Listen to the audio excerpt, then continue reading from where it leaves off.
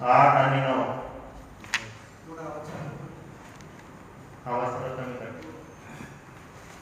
यदर्चिता ब्रह्मभवादिभिः सुरे प्रियाच देव्या मुनिभिः ससात्वते गोचारणायानुचेर चरन्वने यद्गोपिकानां कुचकुङ्कुमं मंगितम्.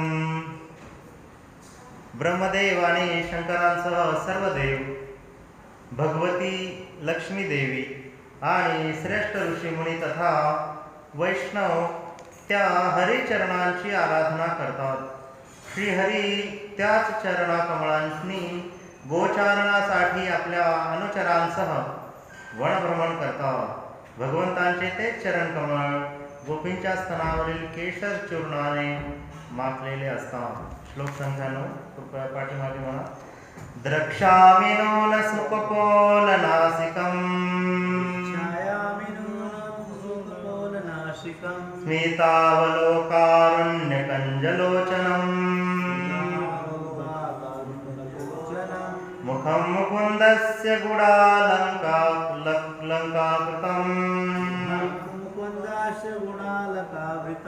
प्रदीक्षणं मे प्रचरन्ति वै मृगा.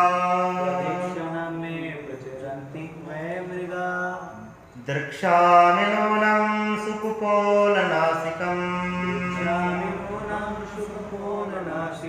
स्मितावलोकारुणकञ्जलोचनम् मुखं मुकुन्दस्य गुडालङ्कावृतम्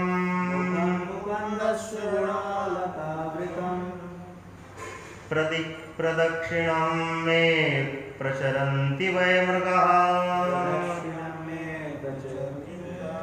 द्रक्ष्यामि नूनं सुकपोलनासिकम् स्मितावलोकारुणकञ्जलोचनम् मुखं मुकुन्दस्य गुडालङ्काकृतम् प्रदक्षिणं मे प्रचरन्ति वै मृगाः.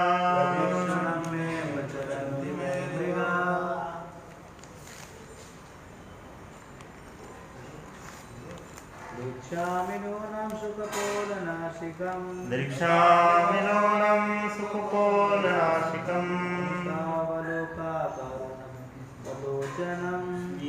नीतावलोकारुणकञ्जलोचनम्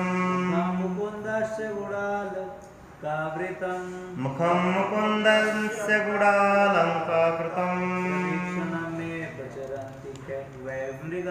प्रदक्षिणं मे प्रचरन्ति वै मृगाः. द्रक्ष्यामि नूनं सुकपोलनासिकम्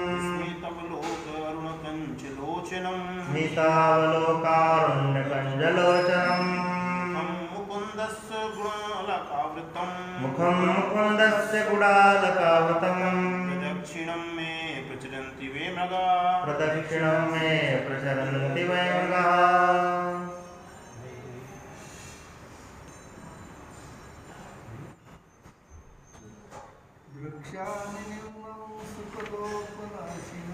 द्रक्ष्यामि नूनं सुकपोलनासिकम्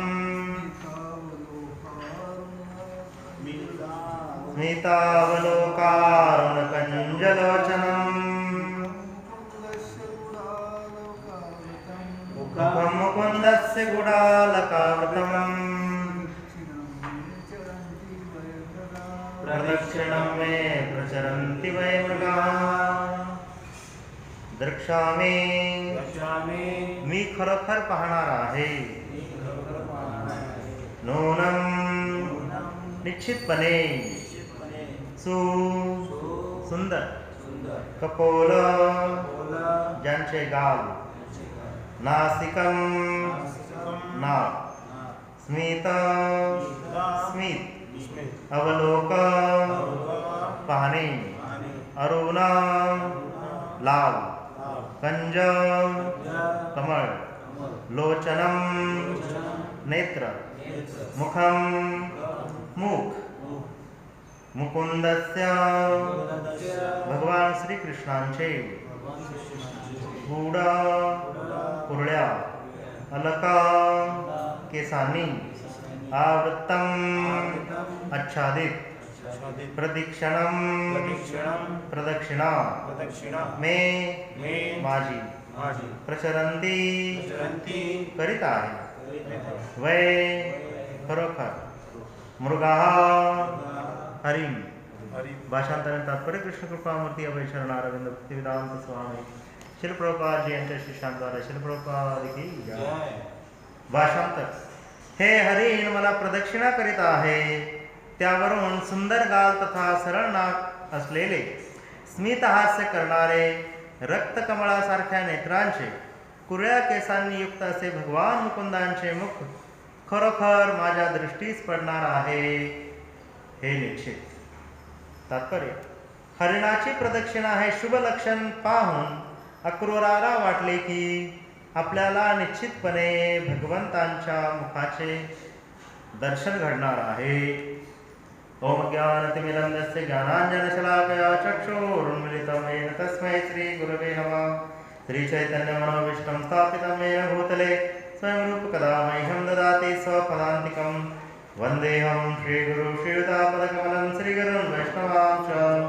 त्रिरूपं साग्रजातं सहगण रघुनाथान्वितं तं सजीवं साद्वैतं सावधूतं परिजनसहितं कृष्णचैतन्यदेवं श्रीराधा कृष्णपादान् सहगण ललिता श्रीविशाखान्वितं च. नमो विष्णुपादाय कृष्णप्रेष्ठाय भूतले श्रीमते भक्तिवेदान्तस्वामिने नामिने. नमस्ते सारस्वती देवे गौरवाणी प्रचारिणे निर्विशेष शून्यवादी पाश्चात्य देशतारिणे. जय श्री कृष्ण चैतन्य प्रभु नित्यानंद श्री अद्वैत गदाधर श्रीवासादि गौरभक्तवृंद. हरे कृष्णा कृष्णा कृष्णा हरे हरे हरे राम राम राम हरे हरे.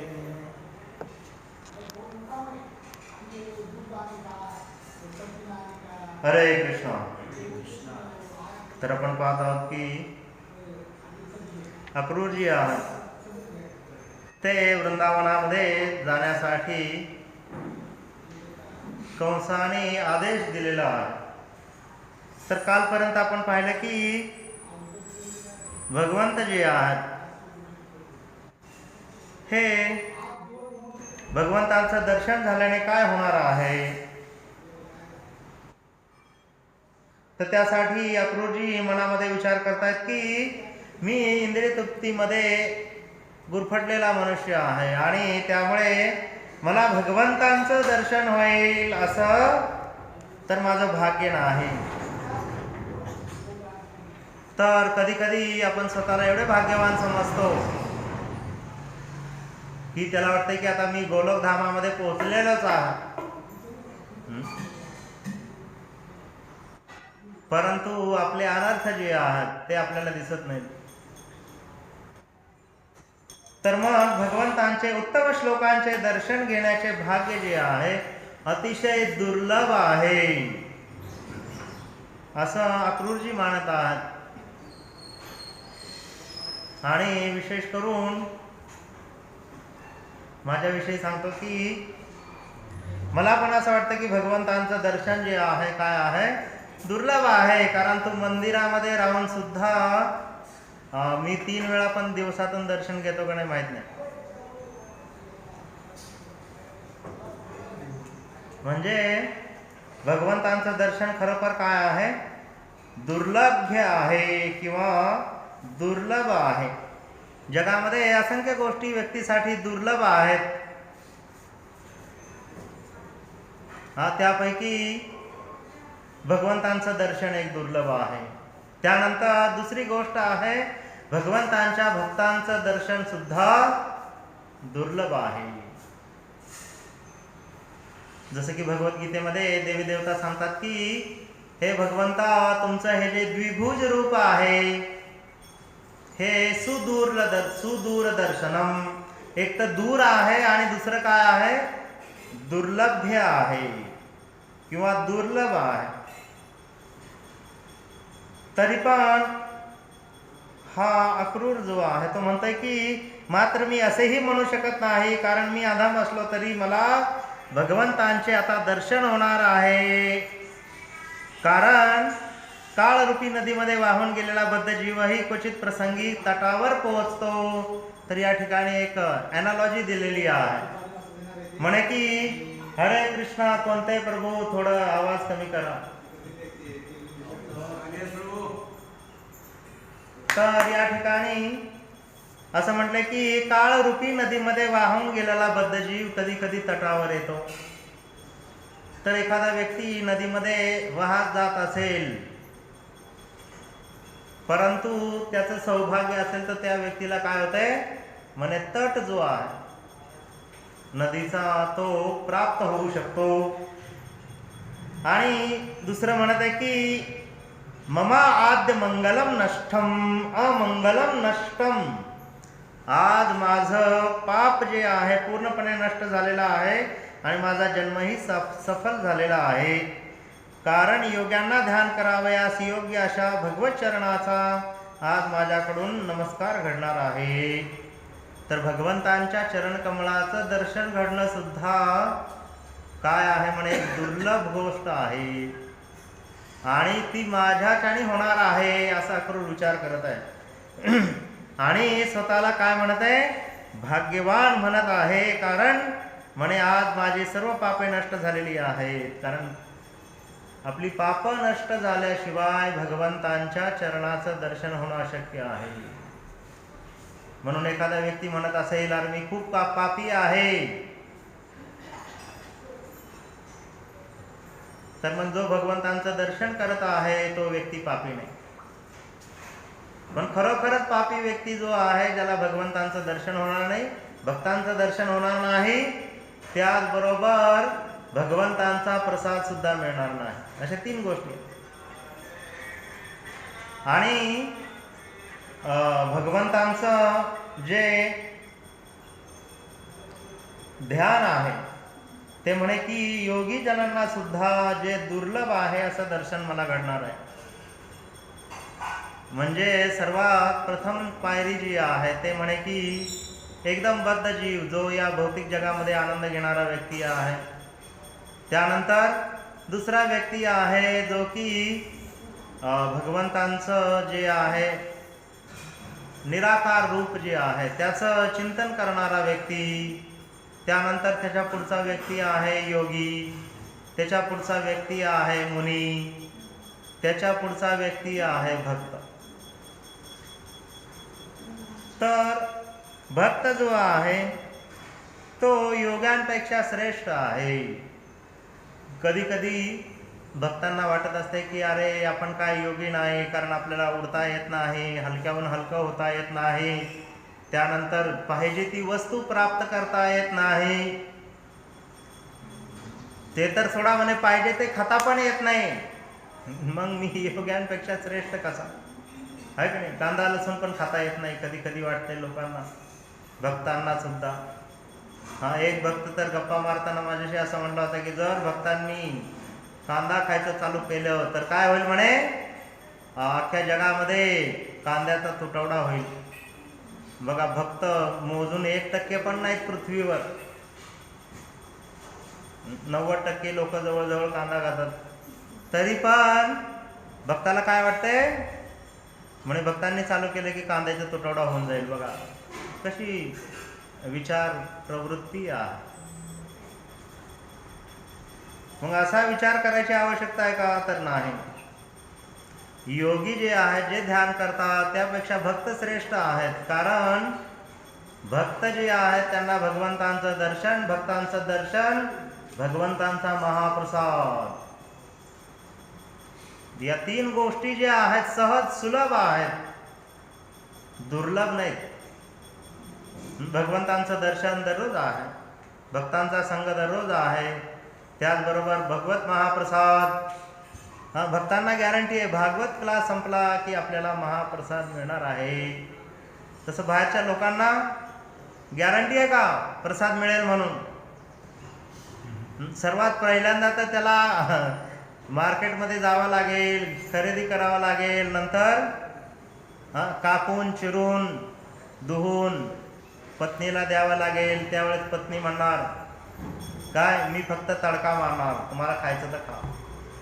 आहे की नाही? काही काही जण तर म्हणतात थांब तू आज बनवू नको, आज दिवाळी मीच बनवतो. अशी अवस्था आहे लोकांची. म्हणजे आता झाली ती, पहिली लोक तशी नव्हती.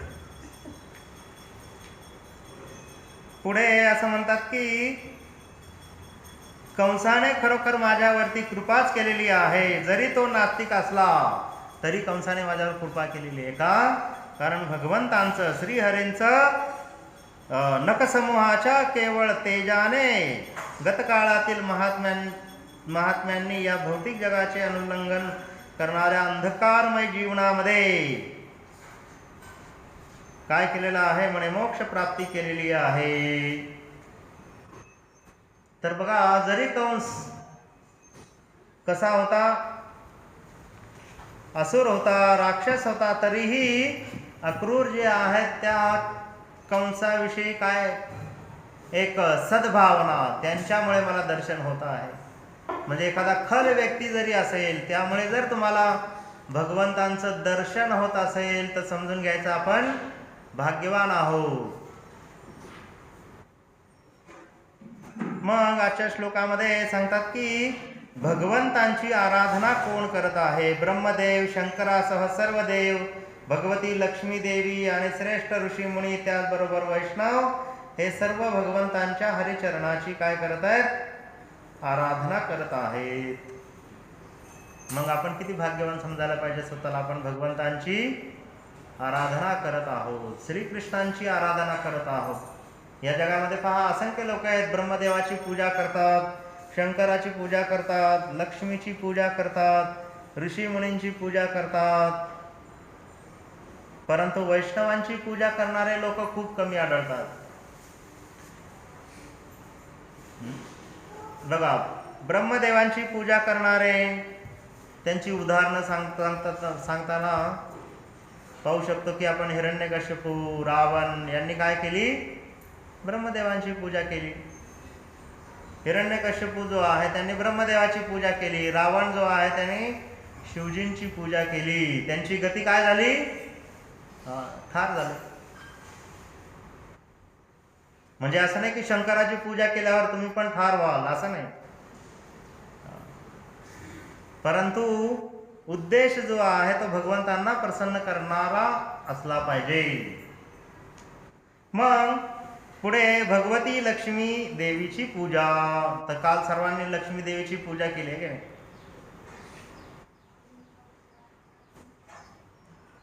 परंतु कधी कधी मला असं वाटतं की लक्ष्मी देवीच्या ऐवजी गांधीजींची जास्त पूजा करतात लोक. का? प्रत्येक नोटेवर आहेत धान्येन धनवान, गवयोन धनवान. पूर्वीच्या काळी धन जे आहे किंवा संपत्ती जी आहे ती कशावर ठरायची, घरामध्ये धन म्हणजे घरामध्ये सोनं नाणं किती आहे, घरामध्ये गायी किती आहेत, घरामध्ये धान्य किती आहे.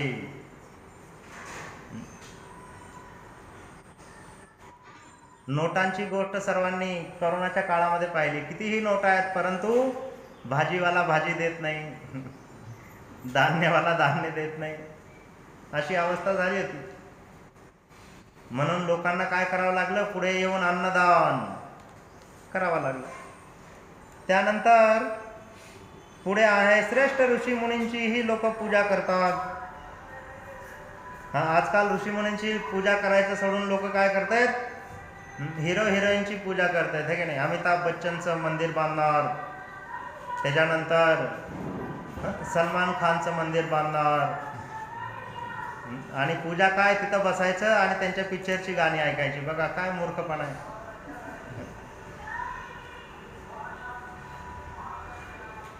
म्हणजे सांगण्याचा मुद्दा आहे की लोकांना कशाची पूजा करावी हे पण माहीत नाही आजकाल.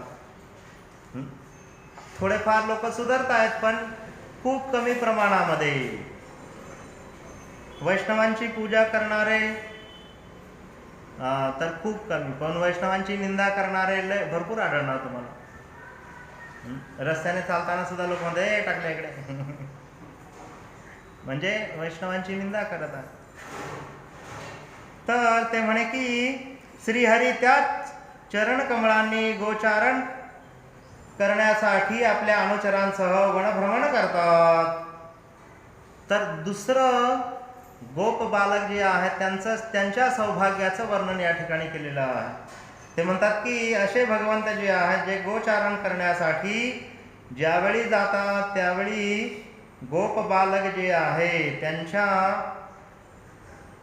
जे अनुजा आहेत त्यांच्या चरण कमलावर काय करतात म्हणे अनुसरण करतात. त्यांच्या पाठोपाठ गायी वासरं घेऊन पुढे चरायला जातात. परंतु भगवंतांच्या चरण कमलावर ते पाय ठेवत नाहीत. आणि आज सुद्धा जर तुम्ही भाग्यवान असाल तर वृंदावनामध्ये गेल्यानंतर भगवंतांच्या चरण कमळांचं तुम्हाला दर्शन होऊ शकते.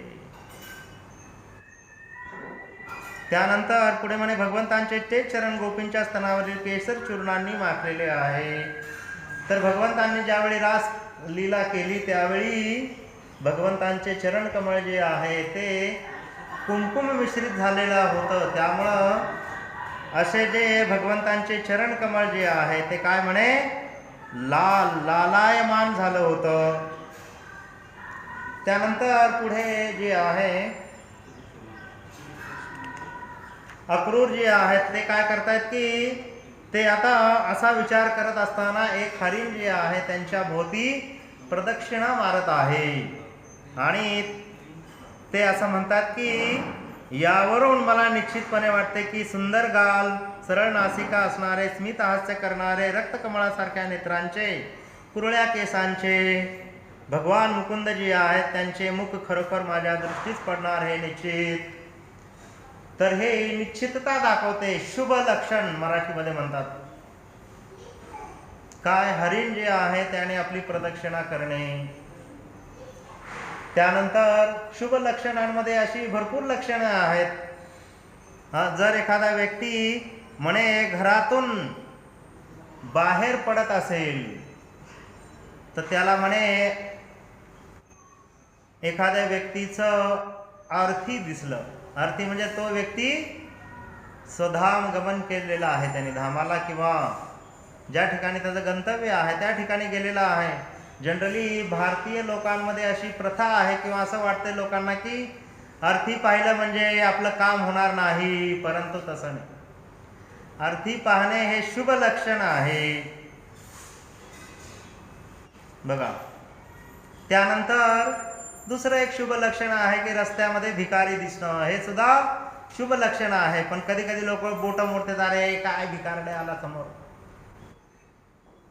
असं नाही. कारण जर तुम्ही रस्त्यामध्ये तुमच्या कामाला जात असताल आणि तुम्हाला भिकारी दिसला तुम्ही जर दान केलं तर निश्चितपणे तुमचं कितीही पैसे दुसऱ्याकडे अटकलेले असतील गायब केलेले असतील किंवा तुम्ही स्वतःहून त्याला नेऊन दिले असतील ते काम निश्चितपणे पूर्ण होणार म्हणे.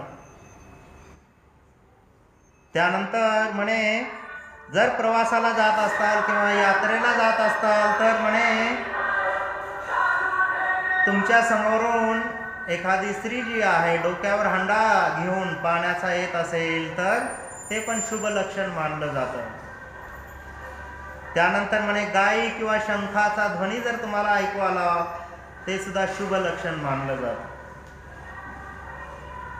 तर असं म्हटलं जातं की रस्त्यामध्ये गाय हंबरणे किंवा रस्त्यामध्ये गाईचं शेण पाहणे गोबर पाहणे हे सुद्धा म्हणे शुभ लक्षण आहे. तर काही आचार्य म्हणतात की विशेष करून विदेशात जर एखादा व्यक्ती जात असेल तर त्याला गाई दिसली किंवा गाईने हंबरडा फोडला किंवा गाईचं शेण दिसलं तरी त्याच्यासाठी शुभ लक्षण आहे. मंदिरामधील घंटा वाजणे किंवा शंख वाजणे हे सुद्धा शुभ सूचक आहे. त्यानंतर काही अशुभ सूचक सुद्धा सांगितलेले आहेत. तर म्हणे की जर एखादा व्यक्ती घरातून बाहेर निघाला आणि त्याला शिंक आली तर ते काय आहे म्हणे अशुभ लक्षण आहे. आणि कधी कधी शिंक येणे, नुसतं शिंक येणे नाही तर शिंक दारावरती आल्यावर येणे, तर मग अजून जास्त अशुभ लक्षण. तुम्ही बाहेर जाऊच नका.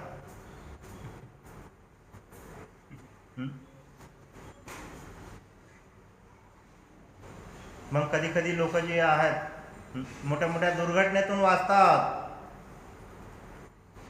त्यावेळी सांगतात अहो आमची गाडीच पंक्चर झाली म्हणून विमानात बसलो नाही, रस्त्यात ट्रॅफिक आलं म्हणून विमानात बसलो नाही, नाहीतर माझं पण आता ओम फट स्वाहा आणि तुम्हाला 10वा घालावा लागला असता.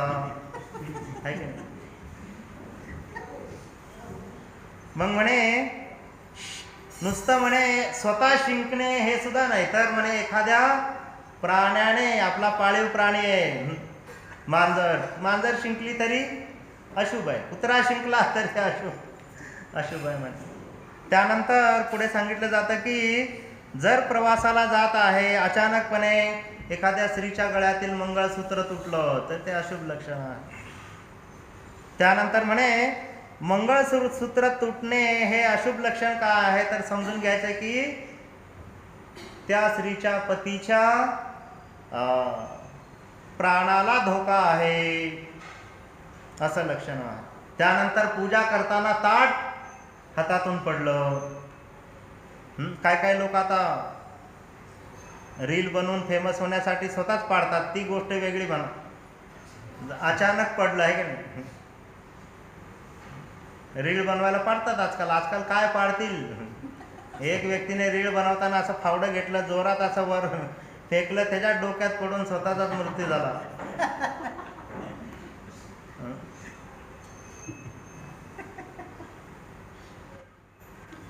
तर असं नाही. तर पूजा करताना ताट पाडणं, म्हणून असं म्हटलं जातं की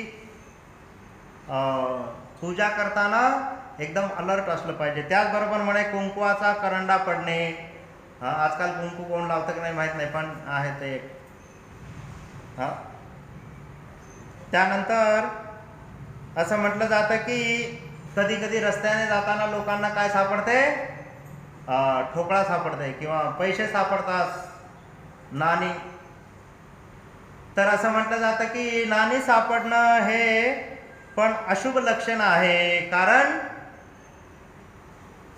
जर त्याला कळालं अरे काय, पूर्वीच्या काळी एक सिनेमा होता, एका व्यक्तीला 5 रुपये सापडले, त्याने खिशात ठेवला, परत पुढे गेला 5 सापडले, खिशात ठेवला. त्याला वाटलं की अरे वा आता 25-30 रुपये झाले, जाऊन आता जेवण करू. हॉटेलमध्ये गेला जेवण करायला, तर काय खिशात पैसेच नाहीत. मग बघतोय काय खिशाला छिद्र पडलेलं आहे. एकच 5 रुपये तो त्या परत सापडायचं आहे की नाही. एखाद्या व्यक्तीची एसटी आहे बरोबर 2 वाजता, पण त्याला मध्येच 5 रुपयाचा किंवा 10 रुपयाचा ठोकळा सापडला. आता रस्त्याने काही लोक येत जात राहतात, मग तो वेगवेगळी तरकीब सोचतो. आता हे 5 रुपये दिसत आहेत, ह्याला काय करायचं, कसं खिशात घालायचं कोणी न बघता. त्याच्या याच्यामध्ये काय एसटी निघून जाणार. म्हणजे त्याचं महत्वाचं जे काम आहे ते होणार नाही. म्हणजे रस्त्यामध्ये धन सापडणं हे काय म्हणे एक अशुभ लक्षण आहे. कधी कधी हे शुभ लक्षण आहे. म्हणजे ठोकळा सापडणं हे थोडं अशुभ लक्षण आहे. म्हणे तुमचं काम होणार, पण काम व्हायला वेळ लागू शकतो. पण जर नोट सापडली किंवा नोटा सापडल्या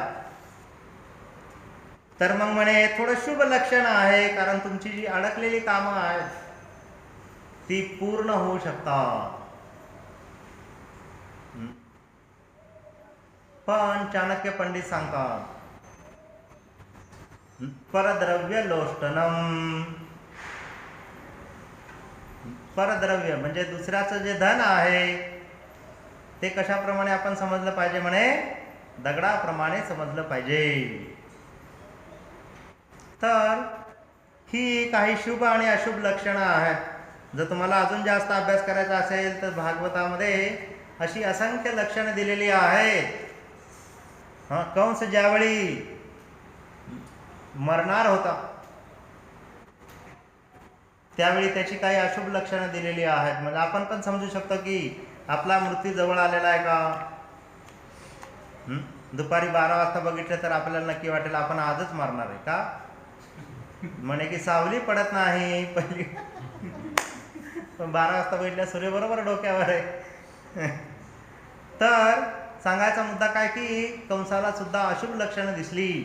पहिलं लक्षण त्याची सावली पडत नव्हती. त्यानंतर दुसरी लक्षण त्याचं प्रतिबिंब दिसत नव्हतं.